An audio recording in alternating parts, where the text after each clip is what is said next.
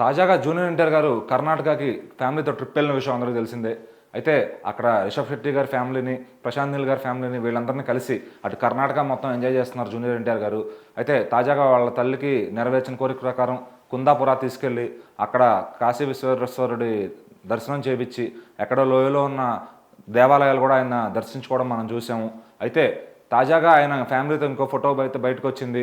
వీళ్ళందరూ కలిసి ఒక హిల్ స్టేషన్కి వెళ్ళారనమాట. ఎత్తైన కొండపైన అటు జూనియర్ ఎన్టీఆర్ గారి ఫ్యామిలీ, అలా వాళ్ళ అమ్మగారు రిషబ్ శెట్టి ఫ్యామిలీ, అలాగే ప్రశాంత్ నీల్ ఫ్యామిలీ, వీళ్ళు ముగ్గురు ఫ్యామిలీలతో పాటు అందరూ వెళ్ళి ఫోటోలు దిగారు అక్కడ. మరి ఆ ఫోటోలు అయితే ఇప్పుడు నెట్లో తెగ వైరల్ అవుతున్నాయి.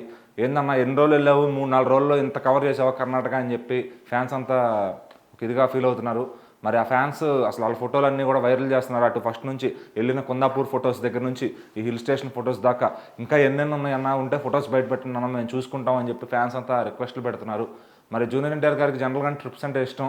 అలాంటి ఈసారి ఫ్యామిలీతో వెళ్ళారంటే నిజంగా నువ్వు మారిపోయి ఉన్నానే అంటున్నారు ఫ్యాన్స్ అంతా కూడా. ఇదివరకు ఎప్పుడు కూడా సినిమా ఇండస్ట్రీలోని ఫ్రెండ్స్తో కానీ లేదంటే బయట ఉన్న ఫ్రెండ్స్తో కానీ వెళ్ళేవారు ఆయన. సో చాలా రోజుల తర్వాత అసలు ఫుల్ టైం ఫ్యామిలీకి ఇవ్వడం అనేది, అది కూడా పిల్లలను కూడా తీసుకెళ్లకుండా ఓన్లీ ఫ్యామిలీస్తో వెళ్ళడం అంటే నిజంగా ఆయన మార్పు చెందారనే చెప్పాలి జూనియర్ ఎన్టీఆర్ గారు.